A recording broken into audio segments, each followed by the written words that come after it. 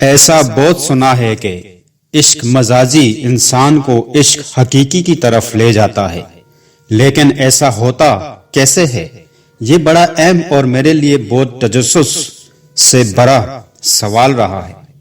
لیکن اس موضوع پر بات کرنے سے پہلے یہ جاننا ضروری ہے کہ پتہ چلے کہ عشق ہوتا کیا ہے۔ میرے استاد محترم نے ایک مرتبہ ہمیں بتایا کہ دل کے کسی چیز کی طرف مائل ہونے کو محبت کہتے ہیں، اور جب اس جذبے میں شدت پیدا ہو جائے تو اسے عشق کہتے ہیں۔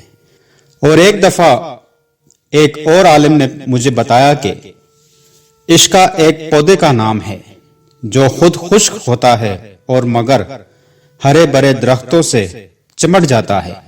جس درخت سے چمٹ جاتا ہے اسے سکھا دیتا ہے، مگر خود توانا رہتا ہے۔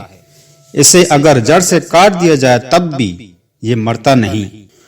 عشق آگ ہے اور محبوب کے سوا ہر چیز کو جلا دیتی ہے۔